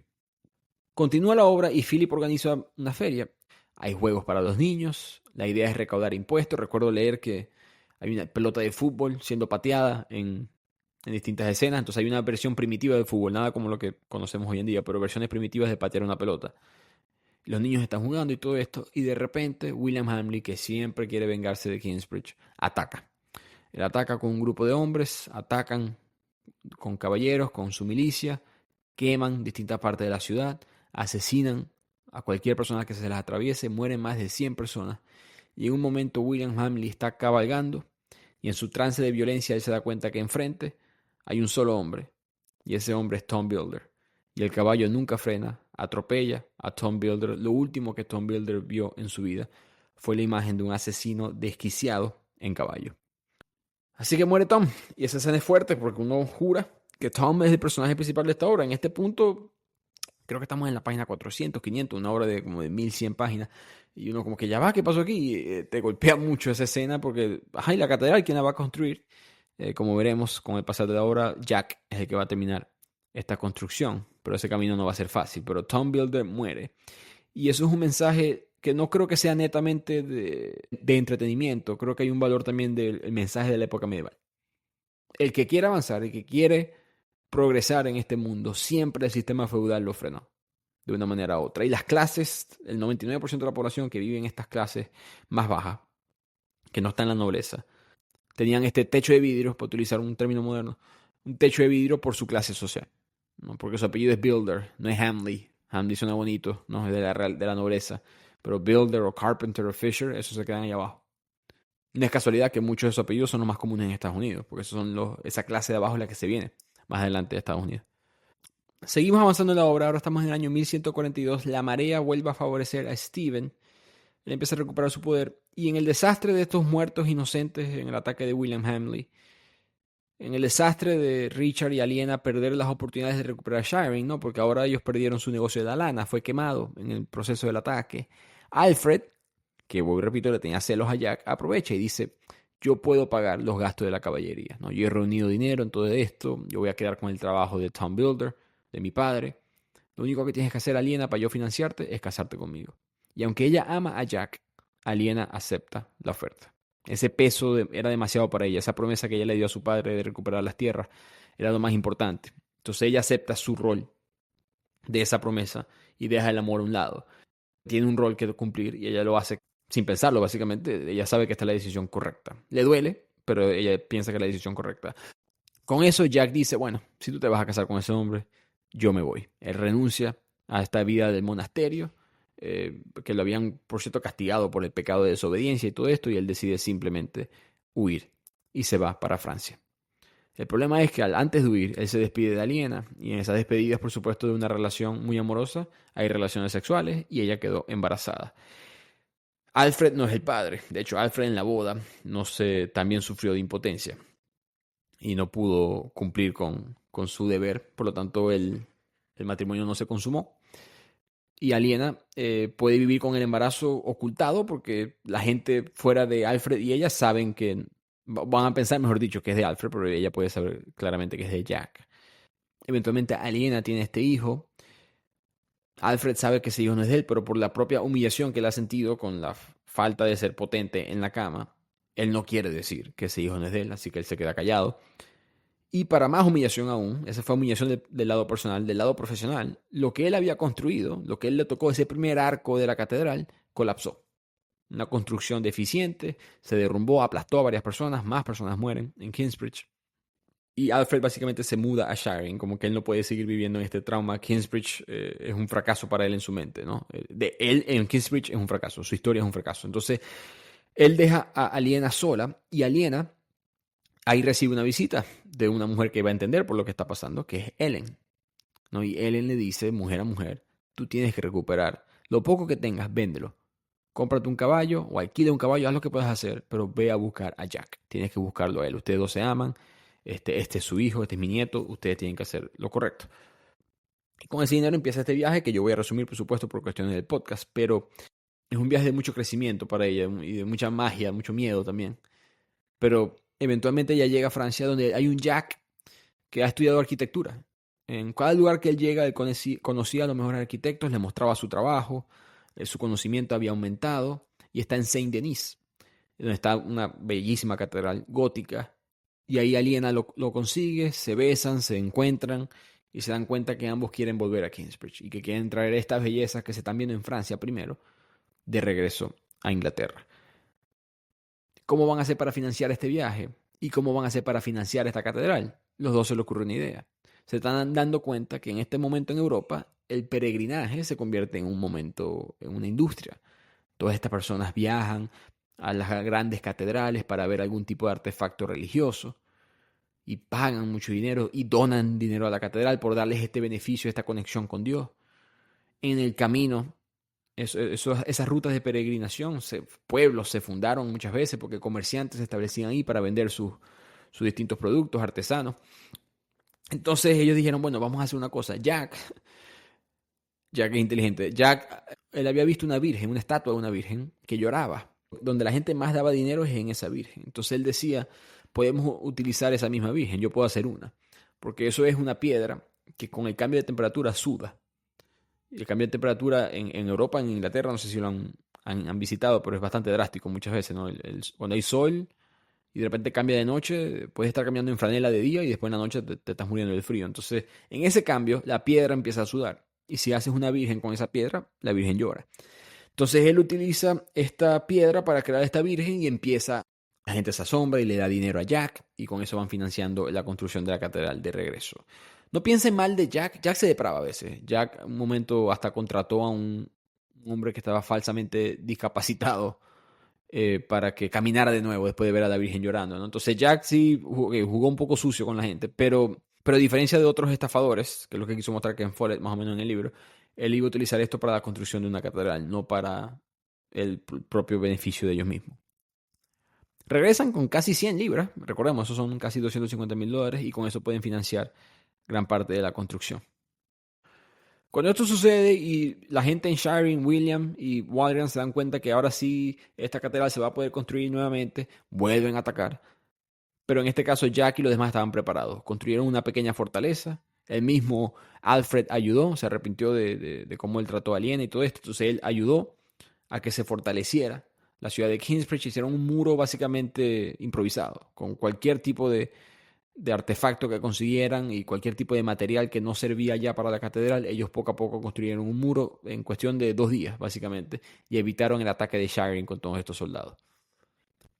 Jack y Aliena ahora van a poder vivir con su hijo, pero tienen que vivir en casas separadas. Esa es la condición que además le va a poner el prior Philip a Jack. En parte por otra razón, porque el prior Philip dice, para yo llamarte a ti el maestro de obras de Kingsbridge, tú tengas ese título, vas a tener que estar 1 año separado de Aliena, y así yo puedo tener un argumento para que el arzobispo anule el matrimonio que nunca se consumó entre Aliena y Alfred. Entonces ese es el argumento de la política básicamente del lado de Philip. Nuevamente, Philip un poco estricto. Hay un momento en la obra, hay una frase que dice, Philip cree que la ley debe reinar. Él es demasiado por el libro, lo correcto. Entonces a veces en lo correcto se le olvida que el mundo tiene su sutileza. Más adelante en la obra, Philip se va a dar cuenta que, esta es la frase que él dice, había una diferencia entre la manera en que Dios trabajaba y la manera en que Jack trabajaba. Entonces él se da cuenta que hay gente como Jack que sí, hizo una estatua de una virgen que lloraba de mentira, pero esa era su manera de hacer las cosas al final lo que Philip también considera correcto. Un poco de que el fin justifica los medios, pero sin tomar los medios de alguien como William Hamley, sino que si podemos salirnos del texto por un segundo, podemos avanzar más rápido. Por supuesto, siempre va a estar el debate, qué tanto te puedes salir o dónde está la línea, todo esto, ¿no? Pero Philip va aprendiendo eso en la vida con los años. Philip es bastante joven al principio de la obra, entonces él todavía está relativamente aprendiendo muchas cosas. Entonces avanzamos en la obra y ahora ya los hijos de Jack y Alena tienen 2 ahora. El varón tiene ya 9 años, la hembra tiene 7 años. La anarquía continúa dividiendo el país a nivel macro. La pareja sigue durmiendo en casas diferentes según su estado civil con los problemas de la anarquía. El arzobispo no tiene tiempo para esto por cuestiones políticas, no ha aprobado la anulación de ese matrimonio. Jonathan, si recuerdan a Jonathan, ese bebé abandonado en el bosque, ahora tiene 16 años en esta obra. Él es parte del monasterio, es un monje. Richard ahora es un jefe de guardia dentro de la defensa de Kingsbridge, trabaja para el rey Stephen, buscando poco a poco conseguir que Shireen sea de él. Shireen está básicamente en ruinas, económicamente ya no prospera, Kingsbridge está creciendo. Y aquí viene una parte muy interesante que va a ser una tormenta, que yo creo que esa frase de winter is coming, ¿no? El invierno viene, no sé cómo se dijo en español, pero siempre escucho esa frase en inglés, winter is coming, de Juego de Tronos. Yo creo que se inspiraron, tengo una teoría, creo que se inspiraron en Pilares de la Tierra. Esto pasó en la vida real, o sea, este tipo de situaciones pasaron en la vida real. Y los Tolkien, Martin, todos son muy estudiados de la época medieval, especialmente Tolkien, del Señor de los Anillos, y él basa mucho de lo que sucede en el Señor de los Anillos en la época medieval, como lo hizo Ken Follett. Entonces es posible que simplemente ambos miraron la misma historia o el mismo documento, pero hay una frase en Pilares de la Tierra que dice, va a ser un invierno sangriento, dice Aliena, ¿no? Cuidado con el invierno, porque hubo una devastación, una tormenta que acabó con muchos de las cosechas que tenía el pueblo de Kingsbridge. La gente aquí se preparaba acorde a las temporadas. Entonces, cuando ya llegaba el invierno, toda la comida que se podía generar ya estaba generada. Y cuando winter is coming ahora, en Kingsbridge va a venir momentos muy difíciles. No hay dinero para pagarle a muchos de los trabajadores. Jack tiene que lidiar con eso. No hay comida. Y eventualmente viene algo bastante interesante, que va a ser la primera huelga. Los trabajadores tienen una huelga y yo no, en verdad desconocía que huelgas existían. No, los sindicatos no, pero las huelgas existían en esta época medieval. Y William Hamley se aprovecha. Voy, repito, no le interesa que esta catedral sea construida. Entonces él le ofrece a esos trabajadores el doble de sueldo allá en Shireen para que construyan una iglesia en Shireen. Y todos esos trabajadores se van. Nuevamente se frena la construcción de la catedral. William, por supuesto, juega sucio. Cuando llega la hambruna en el invierno, él decide exprimir a esos campesinos, exprimir a esos trabajadores. Él almacena todo el grano que él tenía y aumenta el precio del mismo para así poder financiar su propia iglesia. Mientras tanto, Kingsbridge está siendo atacada todos los días por grupos caóticos de forajidos hambrientos, desesperados, que era muy común en la Edad Media, ¿no? Si la gente en los pueblos tiene hambre, en el bosque también. Y mucha gente de otros pueblos que ya habían sufrido la hambruna quedan desplazadas, y refugiados lo llamaríamos hoy en día. Estos desplazados atacan a distintas zonas para buscar alimentarse. Y Aliena y Richard, muy inteligentemente, Aliena nuevamente, dice, bueno, vamos a utilizar estos bandidos, entre comillas, esta gente que está refugiada, ¿por qué no lo utilizamos políticamente para nuestro beneficio? ¿Por qué no les decimos que les vamos a dar tierra, trabajo, propósito, pero en Shireen? Si ustedes nos ayudan a nosotros a recuperar a Shireen, nosotros le damos eso a ustedes. Entonces Richard empieza a comenzar a organizar pequeños ataques guerrilleros contra los almacenes de granos de William. Y ahí se enfrentan ellos, ambos. Hay una escena, de hecho, de William peleando directamente con Richard, pero hay hombres de lado y lado, armas y armas, caballos, sacos de harinas quemados, etc. Al final, tanto William como Richard sobreviven, pero la batalla importa porque es un ejemplo de que Stephen está perdiendo el control. Y Stephen, el rey, decide negociar. Y él obliga, negocia con los lados de Matilde y ambos llegan a un acuerdo. Yo, Stephen, el rey Stephen, continuaré siendo el rey. Pero cuando yo muera, no va a quedar mi descendencia, sino que va a ser el hijo de Matilde, Enrique II, el que va a quedar como rey de Inglaterra. Yo digo Enrique, pero en verdad el nombre es Henry, pero en los documentos en español, en los libros de historia te va a salir Enrique. Yo no sé por qué hicimos eso. Me he quejado de esto en el podcast anteriormente. Disculpen para los que ya me escucharon. Pero no entiendo por qué les cambiamos los nombres a ¿no? Que Elizabeth le decimos Isabela, la reina, y les cambiamos los nombres a los personajes de la historia para traducir nombres. Los nombres no se deberían de traducir. No, alguien más inteligente que yo me pueda decir por qué eso se hizo. Pero el punto es que Enrique II, va a ser el sucesor de Stephen. Y así el linaje se devuelve. Ese fue el acuerdo con el que llegaron. Y con eso se acaba la anarquía. Este periodo de guerra histórico en Inglaterra, que sufrió mucho y marcó mucho la división entre feudo y reyes por muchos siglos en este país. Con este acuerdo hay esperanza nuevamente. Recordemos que todo el pueblo de Shireen quiere que Aliena y Richard recuperen el castillo, que recuperen a Shireen. Y Richard y Aliena, con la milicia que ya han acordado, con, digamos, el momentum de la historia, finalmente recuperan el castillo en otra batalla que tienen con estos soldados, y Richard finalmente se corona como el conde de Shireen.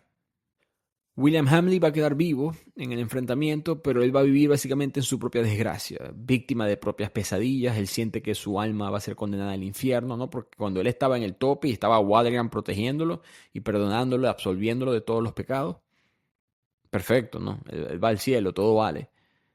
Pero ahora, bueno, tiene que vivir con el peso de todo lo que hizo.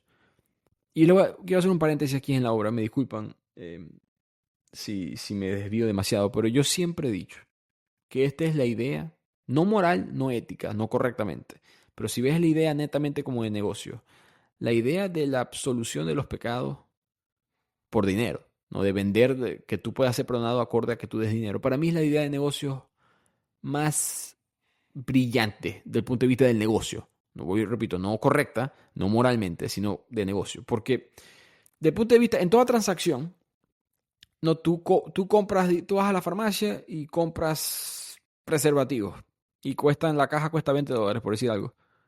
Bueno, el valor es una cosa, el costo es otra. Cuesta $20, pero el valor que te da eso, el valor a no tener una enfermedad sexual, de transmisión sexual, el valor a no tener un embarazo no planeado, todas esas cosas tienen un valor que vale mucho más que $20. Entonces esos son los mejores productos, los que te dan mucho más valor que el costo. Pero en este caso el valor es infinito, te están dando la vida eterna, dando las entradas a la puerta de San Pedro, las llaves a esa puerta.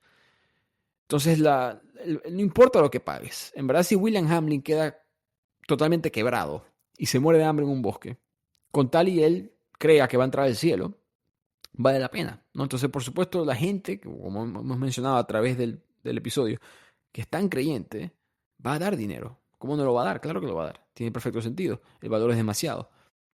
Y el costo de no hacerlo es más alto todavía, que es el infierno. Pero esta es la segunda parte que lo hace para mí brillante. La iglesia está vendiendo algo que no tiene. Me disculpan los que sí son creyentes y todo lo demás, pero ellos no tienen ese beneficio. Ellos no pueden garantizar que vas a entrar. Eso lo decide alguien más en caso de que exista, pero ellos saben el mundo en el que vieron el mercado y simplemente dijeron vamos a implementar este producto que cuesta nada en implementar, cabe destacar, ¿no? El retorno en la inversión creo que ni siquiera tiene valor, te da un error la fórmula porque necesitas un costo, necesitas un denominador y no hay denominador aquí, es simplemente hacer lo que ya hacíamos, tomar confesiones y simplemente empezar a cobrar, especialmente a estos nobles que van a hacer cosas éticamente debatibles y podemos cobrarle mucho más caro porque además tienen el dinero. Pero volviendo a Pilares de la Tierra, Aliena y Jack están cansados de vivir 10 años en esta extraña y no autorizada relación. Jack se ha aguantado todo este tiempo un poco del choque que ha tenido con Philip, ¿no? De que lo obligó a hacer cosas en el monasterio, lo obligó a separarse de la mujer que ama, de sus hijos, viviendo en lugares separados. Y un día que Philip se queja, de manera casual, pero se queja de la ingratitud de Richard, que Richard no está ayudándolo ahora que está en control de Shireen, Jack explota y le dice con mucha dureza: después de que te traje a la Virgen llorando y construí una muralla para protegerte de William, me dijiste que yo no podía vivir con la madre de mis hijos. Eso sí es ingratitud. Y Philip nunca había escuchado eso. Él no se había percatado, creo, de lo que le hizo. Y la frustración también le llega a Aliena. Aliena después dice: estamos condenados a vivir de esta manera para siempre, a menos que nos separemos. Y eventualmente sucede otra vez, se separan. Porque no pueden vivir felices así. Y también se entiende. No puedes estar juntos en familia, es mejor estar separados, porque básicamente ya estamos separados. Es mejor vivir la verdad que vivir una mentira. Entonces se separan. Y casualmente durante esta separación llega Alfred de visita, hambriento, sin trabajo, irrumpe en la casa, quiere hacerle daño a Aliena. Y Richard, el hermano de Aliena, entra en la casa y hay un altercado y Alfred muere. Así que el hijo de Tom Builder muere asesinado por Richard. No asesinado, perdón, no el término correcto. Él fue en defensa propia, por supuesto. Pero Richard ahora está en peligro. Porque se tiene que ir al clandestinaje. Porque legalmente, ahora Valerian y el que siempre busca lastimar este lado de... Valerian es demasiado malo y los Hannis son demasiado malos como para ser buenos en ningún momento en la obra. Entonces Valerian dice, bueno, ahora podemos quitarle, quizás buscar recuperar a Shireen de otra manera, porque Richard, el conde, acaba de cometer un asesinato. Tienen que empezar rápido y Aliena, Philip y Richard idean un plan. El plan es que Richard se va a escabullir legalmente con permiso del rey. Se va a escapar de este castigo con permiso del rey. ¿Cuál es la única manera en este momento de la historia, recordemos, siglo XII, para que el rey te perdone un homicidio en tu contra? Bueno, porque ahí solamente hay una ley que es más importante que la del rey, la de Dios. Si te unes a las cruzadas, Richard, vamos a poder perdonarte. Entonces estas son las segundas cruzadas que están arrancando en este punto de la historia. Y el plan era que Richard, tú vas a ir a pelear 2 años, regresas como un héroe y tus pecados son absueltos, por supuesto, por la iglesia. Y por lo tanto, yo como rey tengo que respetar a la iglesia. Mientras tanto, Aliena, tú te quedas a cargo de la administración del condado de Shireen. Al final de cuentas, Aliena es más inteligente. Richard, que le encanta una batalla, le encanta una espada, perfecto, anda a ser feliz allá. Philip, tú tomas control nuevamente de la cantera de Shireen, puedes seguir financiando la construcción de tu catedral. Y hablamos con el arzobispo y Aliena y Jack finalmente se pueden casar y vivir juntos y felices para siempre. Y así empezamos este primer año de un gobierno reflexivo y próspero. Y ahí se soluciona al fin todo este problema en Kingsbridge. Hasta que llega un suceso muy importante en la historia. De los sucesos para mí más, que yo recuerdo con más vívido porque lo aprendí a través de Pilares de la Tierra, que fue el asesinato de Thomas Becket. Estamos ahora en el año 1170. Ya han pasado 35 años desde que Jonathan fuera dejado como bebé abandonado en un bosque, en el monasterio. Entonces ya hemos avanzado bastante en la obra. Enrique II, el hijo de Matilde, está en el poder. Y tiene a un muy buen amigo que él colocó como designado a ser el arzobispo de Canterbury, Thomas Becket. Entonces el líder eclesiástico en Inglaterra es Thomas Becket. Quizás lo reconocen por, no el santo Tomás que siempre mencionan, pero es un santo también, Thomas Becket. Y el rey Enrique II. Estas son las dos personas más importantes políticas en Inglaterra en la época. ¿Y cuál es el problema aquí? Bueno, el rey colocó a Becket en ese cargo porque él pensó que Becket iba a continuar apoyando las políticas dentro de la Iglesia Católica que le dieran beneficio a la corona. Pero de que Thomas Becket se convierte en arzobispo, él de repente sufrió una transformación personal y espiritual. Dejó de ser un político y se convirtió en un hombre religioso. Renunció a la vida de lujos, asumió con seriedad su papel de líder espiritual y por supuesto empezó a oponerse a las intenciones del rey, que el rey quería controlar a la iglesia.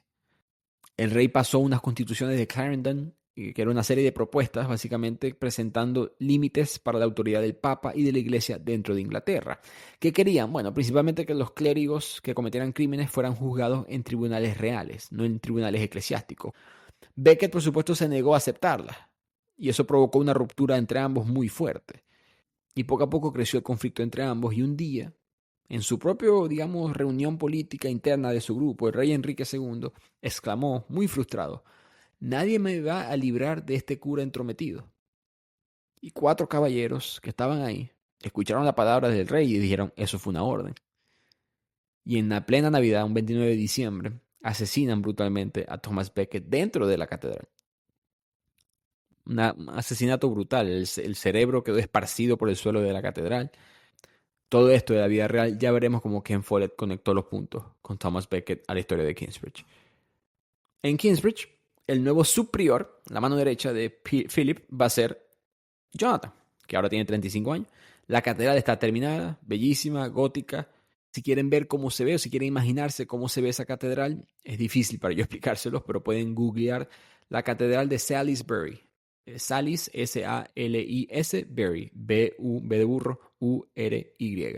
Esa catedral es mucho la inspiración que tuvo Ken Follett para los diseños que él explica en la obra y también la catedral de Wells, que queda en Inglaterra, Wells, W-E-L-L-S. Son muy parecidas ambas. Entonces esa es la inspiración que Ken Follett tuvo para esta obra. Se puede imaginar cómo se ve esa catedral ahora en Kingsbridge.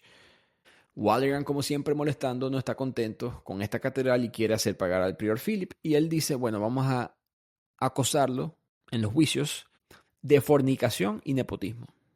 Y Philip en su vida ha tocado a una mujer, ¿no? Y nepotismo mucho menos. ¿Cuál es el argumento de Walleran? Bueno, de que esa decisión de colocar a Jonathan como su prior, ese bebé que consiguieron en un bosque, eso es un invento. Eso debe ser que el prior Philip tenía una mujer, una querida, en alguna parte de algún pueblo, tuvo un bebé con ella falleció o algo por el estilo, y él agarró el bebé y se lo trajo para el monasterio. Entonces él tuvo sexo, que no se puede hacer por un monje de la iglesia, o Adrián por si acaso lo hacía. Y nepotismo, por lo que mencioné, de que Jonathan era hijo entonces de Philip y estaba colocando a alguien en un cargo acorde a linaje sanguíneo. Y eso pasaba mucho en la Edad Media, por cierto. No, el nepotismo, por supuesto, todavía pasa. Pero lo que hizo o declara Walleran que hizo Philip pasaba bastante. Monjes tenían relaciones fuera de la iglesia con gente alrededor de los pueblos. Walleran es básicamente uno de los líderes más importantes de la iglesia en este punto de Inglaterra, porque el arzobispo Thomas Becket, que está del lado de la iglesia, está exiliado con este conflicto que tiene con el rey Enrique II. Él todavía está vivo en este punto de la historia. Entonces, el obispo tiene mucho poder. Y el rey está conectado. Walleran siempre conectado con el rey, con la realeza y la nobleza, está bien posicionado para hacer este daño a Philip. Entonces, Philip tiene muy pocas vías de solucionar este problema. La única que se le ocurre es que, bueno, que si podemos lograr que el verdadero padre de Jonathan testifique y demuestre quién es el padre de este. Por supuesto, él nunca supo que Tom Builder era el padre, disculpen, de Jonathan. Ellen es la única testigo. Pero nadie sabe dónde está Ellen. Él está en el bosque, todavía sigue en el bosque. Ya se fue de Kingsbridge, no quería estar con esa gente después del asesinato de Tom Builder. Entonces Jonathan, el propio Jonathan, que sabe que el prior Philip no es culpable de esto, él contacta a Jack.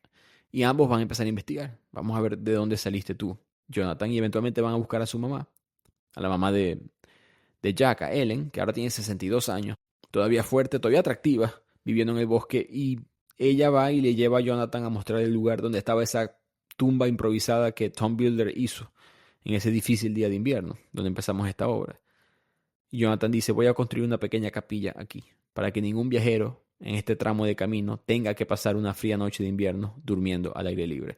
Muchas de esas pequeñas capillas son construidas por razones como esta. Follett lo agregó por esa razón. Al conseguir a Ellen, le cuentan la historia y Ellen se aparece. Y cuando se aparece en Kingsbridge está en pleno juicio de Philip y ella declara la verdad. Que tú, Walleran Becket, que el prior James de la época, el que vino antes del prior Philip, y que Lord Percy Hamley, el padre de William Hamley, sabían lo que había pasado en ese barco blanco, sabían lo del hundimiento, que ustedes condenaron injustamente a Jack porque él tenía esa información, él no era ningún ladrón, que Percy Hamley había contratado a Tom Builder para construirle una casa aliena, pero aliena a rechazarlo, paró la construcción, Tom Builder estuvo en el bosque, y ahí fue que él tuvo a su hijo de su esposa Agnes, que murió en el parto. Y mucha gente, recordemos, tenemos ya 40, 50 años en esta historia, mucha gente se acuerda de esta cosa. Gente que vivió, la gente nace, vive y muere en el mismo pueblo. Gente de Kingsbridge recuerda todas estas cosas, recuerda, había seguido además de cerca toda esta historia y saben exactamente que lo que está diciendo Ellen es verdad. Entonces el juicio termina en un pandemonio y Philip se redime. Todo el poder político de Walleran se acaba. Eventualmente lo convierte en obispo de Lincoln, más nunca vuelve a Kingsbridge. Y aquí Philip decide que, bueno, hay que traer los hombres buenos de la iglesia a la iglesia. Entonces él contacta a su hermano Francis, recordemos que su hermano estaba mucho más conectado políticamente, para que vayan a Francia a hablar con Thomas Becket. Entonces ambos van para Francia y negocian con él. Y esa conversación es muy interesante. Thomas Becket, un hombre inteligente, simpatiza con la causa de Philip, pero él dice, mira, hasta que yo no me pueda reinstalar en Inglaterra, en Canterbury, y ser el arzobispo nuevamente, ejerciendo en Inglaterra, yo no puedo hacer nada por ustedes.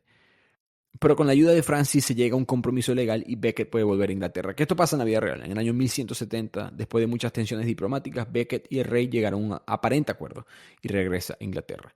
Sin embargo, esa paz fue superficial. El rey, con esa frase que mencioné que dijo el rey, él la dice porque Becket excomulgó a varios obispos que estaban apoyando al rey. Entonces le quitó el poder a muchos de estos obispos que estaban conectados con la realeza, porque Thomas Becket estaba tratando de purificar a la iglesia desde el punto de vista eclesiástico, quitando a todos estos corruptos de la misma.